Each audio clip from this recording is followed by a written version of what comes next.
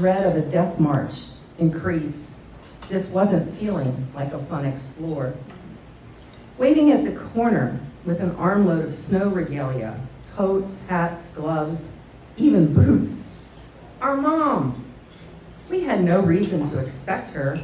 She'd returned to work that year, was never home before we arrived. Thinking back, I understand by then roads were impassable. Our bus driver must have had magical driving skills. Yet there she was, my petite mother, who, I realize now, trudged the uphill half-mile from our house to here in knee-high snow, carrying that pile so that we'd be able to navigate the half-mile home. Her arms must have been screaming by the time we stepped off that bus. How she figured out when we'd arrive, how long she waited, we never asked. Children are careless like that.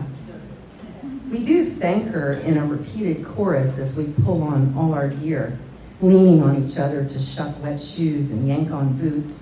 Our mother, who had never withstood the cold, shivering visibly as she waited.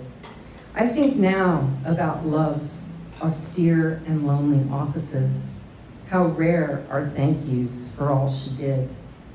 On that trek home, 30 instead of the usual 10 minutes, I have never loved my mother more. A pot of hot chocolate waited at home. Did we thank her for that? Tell her we loved her? Maybe in the cursory grab and run to our rooms, we left her to warm up alone.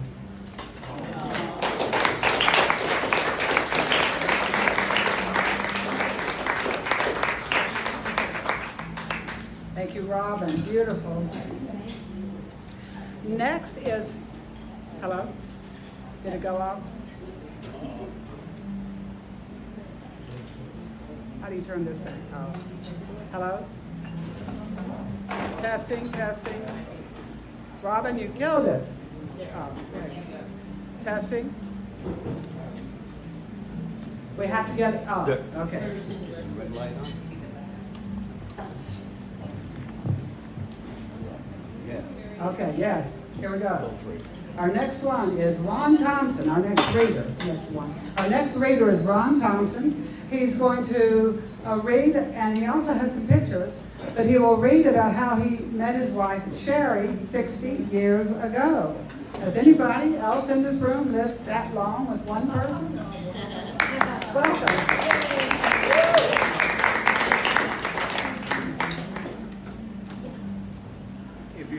If you want a 60 anniversary card, buy 50 and turn the 5 into a 6. So. That's what you really did? Come closer. Okay. So anybody who's here the last time, I did my reading and then I did the pictures. Yeah. I'm gonna do the same thing tonight.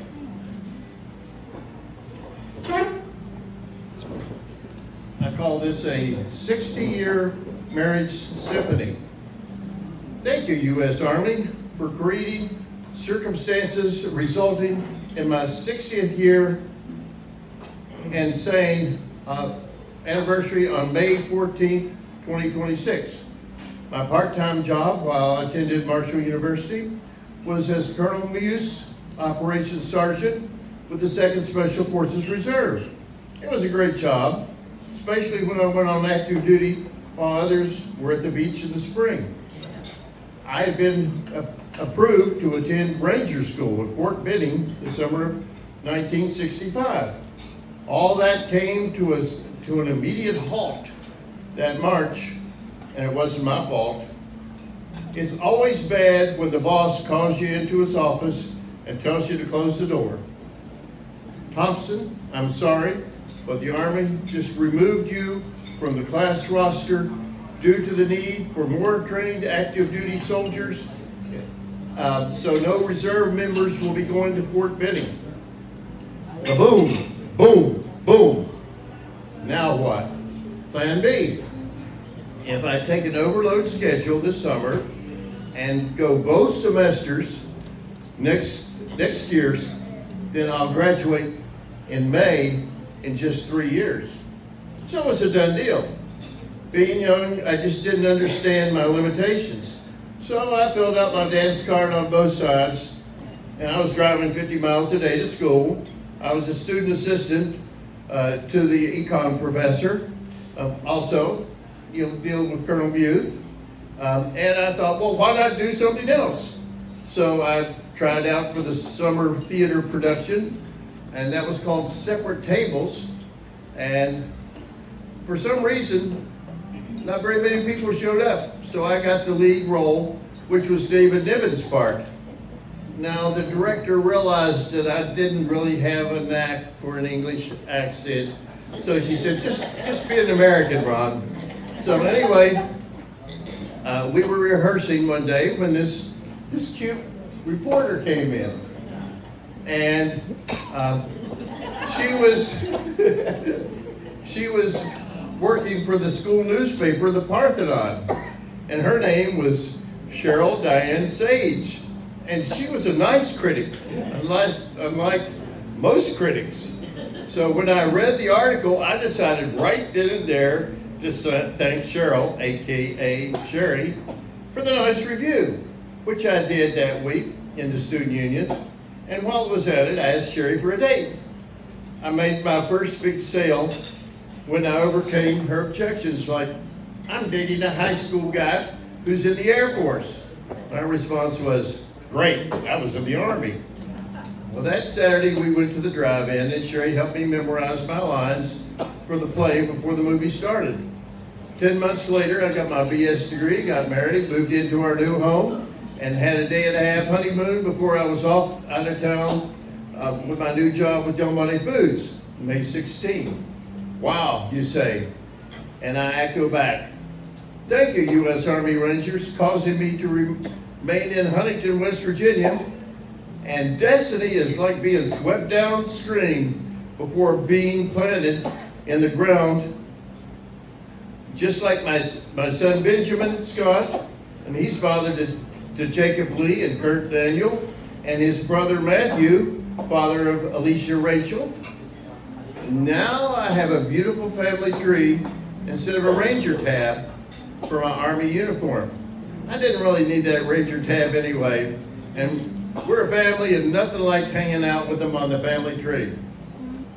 Okay, so my second reading is called The Slippery Wasp.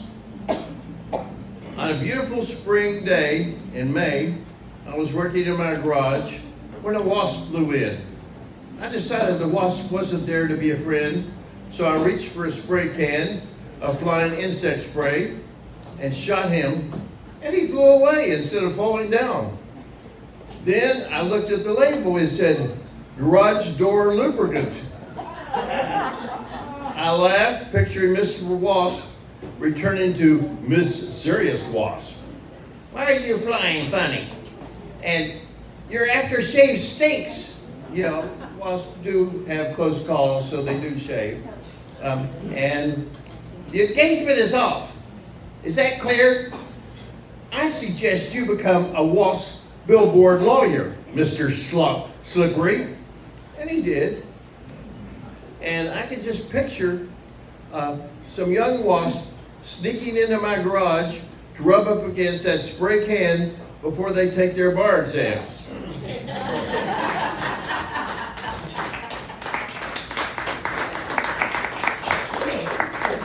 See, I'm doing an anthology I call Prose, Poetry, and Pictures, because then I don't have to decide the difference between prose and poetry.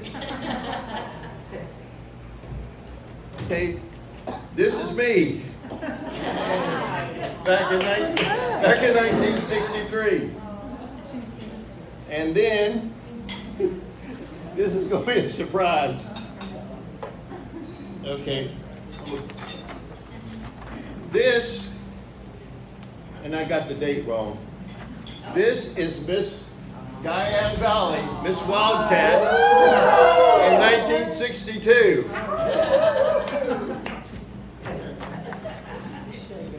This is the Ranger patch that I never got.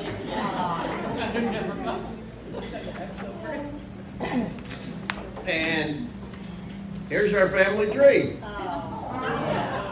So we got 3 decades on there, and I keep telling them, I said, if it hadn't been for the Army not sending me to Ranger School, you probably wouldn't be here. And finally, here's our slippery wasp.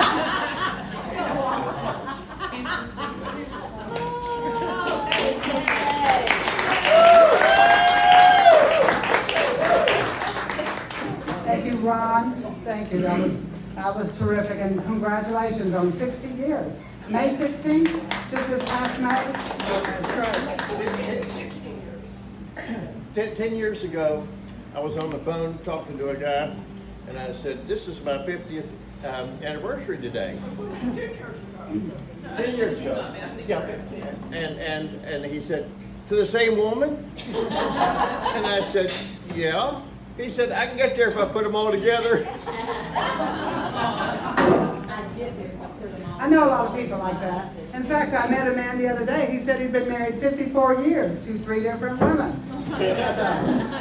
There are a lot of them around here. Next, Denise Spencer is next. Our poet, Denise Spencer, will read 2 short pieces which discusses things she loves, but struggles with those very things that she loves. So welcome, Denise.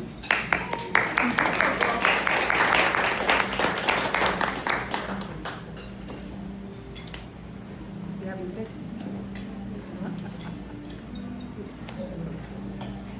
Apparently, I struggle with spicy food. The first piece was published in Ripples a few years ago, which is one of the anthologies published by the Island Writers Network, and it's brief. It's called Rendezvous. Rendezvous. Each day we meet at the agreed upon hour. At early 5:30, we share coffee. A single light breaks the darkness as the rest of the world retreats from our sacred place. Self-reproach overpowers. I do not belong here. Whatever makes me think I will not be found out. But oh, the anticipation has set my heart to flutter. Would the magic embrace us today? Often we sit in quiet and struggle to find words. Other times thoughts rush out almost too fast to catch. Relationships take work, they say. Will the holy promise prevail today? Then a second cup shared by we 3. My hope, my keyboard, and me.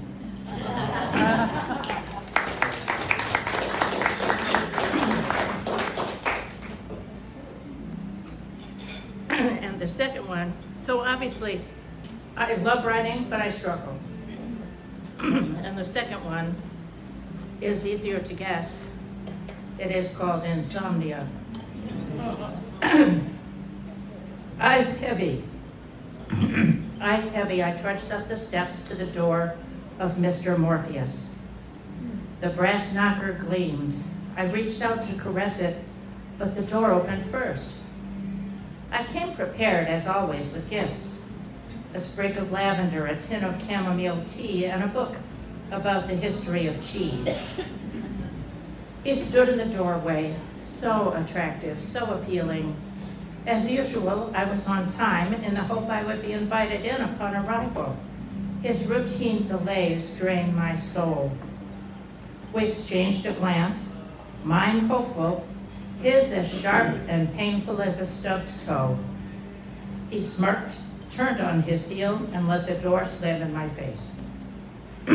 Like most nights, I'm left disappointed on his stoop with the gifts on my lap. A street light illuminates the page, which shares archaeologist studies of the Mesopotamian origins of cheese. I don't even eat cheese. Startled, I awakened to the thump of the book hitting the floor. Mr. Morpheus must have let me enter sometime in the night. Now the sun streaks in through slatted shades. The app on my watch scolds sleep debt of 40%. Nonetheless, it's time to start my day. What book shall I bring tonight?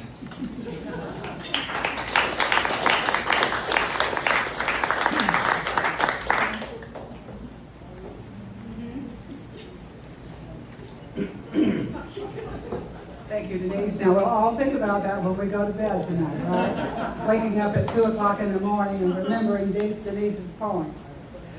Our next, who will it be? Susan Ryan, oh, excuse me. Barry Dickson is our next one, the next reader. Barry Dickson is a retired madman and a sought-after reader at Open Mic. His poetry has been published in North American Review, Pearl, and Hazmat Literary Review. Some of his poems are Maybe Today and Breaking Aging, which he wrote several years ago. Which I'm very surprised, because breaking 80, because unless you're talking about speed, I thought you were talking about age, and I thought you were still in your lower 70s. Welcome, Breaking 80.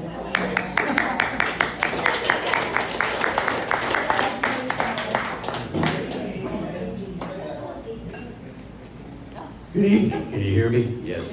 Okay. Breaking 80 is about golf, breaking 80 in golf, but it's also about age. So every month I come up here and I like to talk about how I let the universe tell me what to read, and I wait for a message, which I don't really believe, but I kind of do. Like if I'm wondering what to read and if somebody rides by on a bicycle, I'll think, hey, that's it. I'll read the poem about the bicycle. So I'm sitting watching TV recently, wondering what to read about a week ago. And one of the cable channels was talking about a politician whose name shall be not mentioned, who was a bit of a bully and was calling him a bully. And then proceeds his whole discussion about bullying. So I'm wondering what to read, and all of a sudden I get this message. I have a micro memoir that's titled The Bully. Wow, there it is. So here we go. I dragged it out. I love this one because in the end I'm the hero. And it's from a collection of micro memoirs. This is prose, not poetry. Most of the people here know my micro memoirs, but I see some new faces. It's called Barry Who? 34 Unforgettable Micro Memoirs from Someone You've Never Heard of. They all come with a date, they're all very short, they're unrelated to each other, and they tend to be sort of incidents from life. Autumn 2010. The Bully. Whenever I'd run into James and Emma, the junior team that worked on direct mail, I would try to give them a few respectful minutes. I confess, as agency creative director, I was more focused on glamorous TV than mail packages. One day I was in my office screening a casting tape. Suddenly, a gentle knock on my door jamb. James, short with long hair. Emma, tall with short hair. To me, they always looked like kids. Today, there was something extra. They looked nervous. You got a minute? Asked James. Actually, I didn't, but of course I said, sure, come on in. You gotta help us, James said. It's the client. He sounded desperate. Emma's usually smiling face was today more pleading than smiling. My first thought was, oh, geez, a tough client in the ad agency business. So what else is new? This guy, Jeremy, he's rude and nasty to us, like you wouldn't believe. He insults us, calls our work crap. He gets angry and throws it across conference tables. They were getting my attention. He called me at home at night twice to complain about something, Emma added. Me too, James said. I recall a distinct thought. Who is this son of a bitch? You gotta protect us, James said. We can't take this guy anymore. Please. I thought for a moment. Do you have any meetings coming up? I asked. Tomorrow morning at 8:15, James answered. 15? I exclaimed. Creatives in advertising weren't exactly known for their early hours. One of our favorite phrases as we wrapped up at 10 p.m. was, "Okay, see you tomorrow at the crack of noon." "I'll be there," I said. I don't think I ever saw two young faces light up like that. It took me all of about 2.2 seconds to dislike this cocky-looking 29-year-old Mr. MBA. A client has power. He can kill something you've been working on for months. It's tough to challenge them. They pay the bills. Wielding that kind of power takes a certain grace. Jeremy did not have it. I got a first-hand view of his attitude toward the young team. Me, he was a little better with, but just a little. He snapped at them and exuded condescending impatience. He was wearing on me. Mechanicals, pieces ready to go to press, were spread out on the oak conference table. And there it was, a typo. The headline read, "No annual fee credit card." "If you people were more careful, there'd be less mistakes around here," he said. Finally, I couldn't resist. "Don't you mean fewer mistakes?" I asked. He turned a little red. A tiny wry smile curled the corner of his mouth. "Are you inferring I don't speak properly?" he asked. "No," I said. "I'm implying it. You're inferring it." James glanced at Emma, smiled, and looked down at the table. Emma, who was gay, later told me that was the closest she ever came to falling in love with a man. A few weeks later, I stopped down for a visit. They told me he never was rude again and had actually become fairly comfortable to work with. One bully down, a couple 100 million to go. Thank you. Have a nice summer, everyone. I'll make it through here.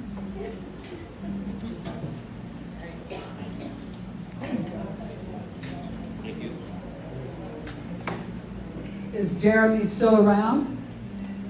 Yeah, I don't know. I hope not. I don't know. Good story, thank you. All right, before we do the music, we're going to have one more reader because we have 9 tonight. So we'll have 5 readers, then some music, then 4 readers, then Kim Poovey will come. So we're going to close out this act with Susan Riley. Our next reader will be author and editor Susan Diamond Riley. In addition to editing books for others, Susan is the author of the award-winning, Low Country-based Delta and Jack's Mystery Stories, all about alligators, which, by the way, there are 2 over at U-Haul Preserve now. 2. Tonight, she will be sharing with us a timely post from her reading from the Low Country blog. And I hope it's not about alligators, because I'm scared of them.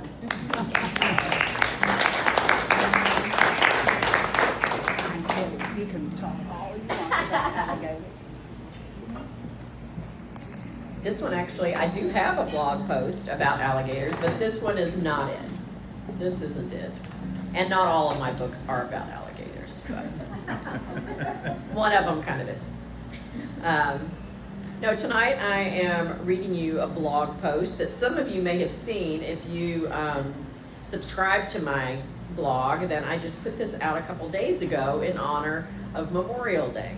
But some of you may not realize that those of us right here on this spot, have a special connection to that day.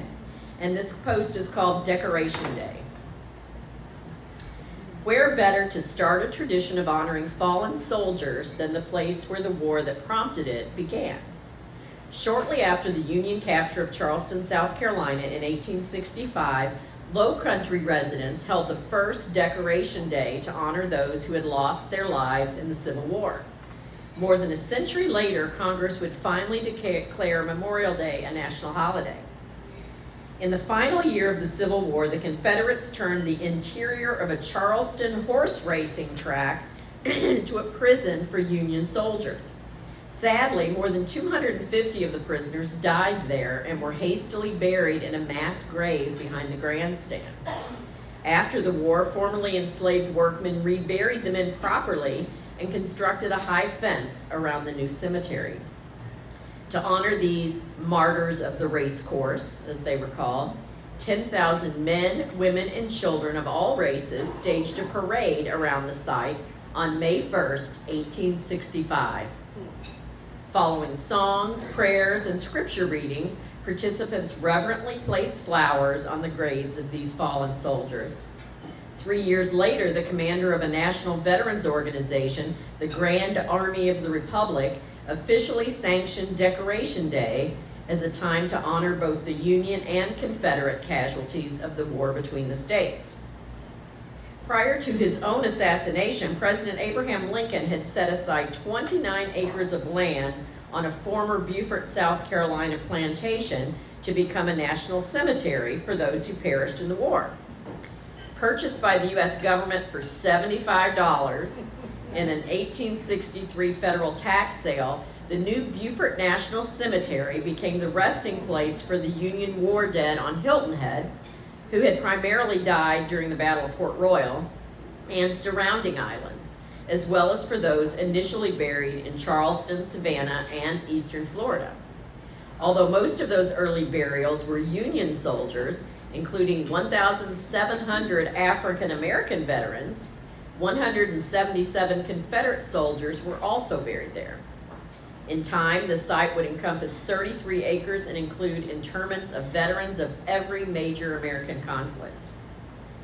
With the establishment of the Lowcountry's own national cemetery, the area's Gull residents began making an annual pilgrimage to Beaufort each May to pay homage to their war dead by decorating the graves of Civil War veterans.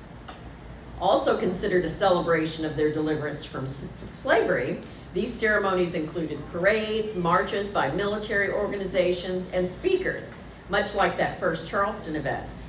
Travelers from Hilton Head and Defusky Islands would leave by boat the night before to ensure their arrival in Beaufort by the morning of May 30th, which had become the standard date for Decoration Day.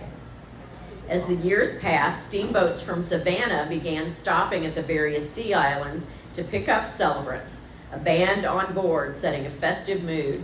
Once in Beaufort, visitors would find riverside vendors selling hot dogs, cakes, deviled crab, and other treats. After decorating graves in the cemetery, folks would toss flowers into the river itself in memory of their fallen loved ones before embarking for the trip back home.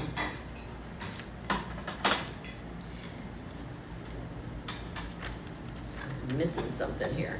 Sorry about that. Birthplace of the original Decoration Day. The Lowcountry was the birthplace of the original Decoration Day, although none can provide proof that theirs predates Charleston's 1865 celebration.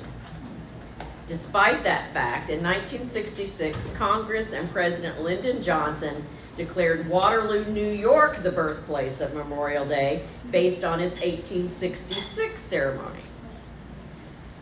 You do the math, ours came first. In 1971, the last Monday in May officially became a federal holiday known as Memorial Day. The occasion is still honored each year at the Beaufort National Cemetery, including a parade and program involving Lowcountry residents of all races who come to remember those who so honorably gave their lives for their country. So whether we got the credit or not, I think ours came first.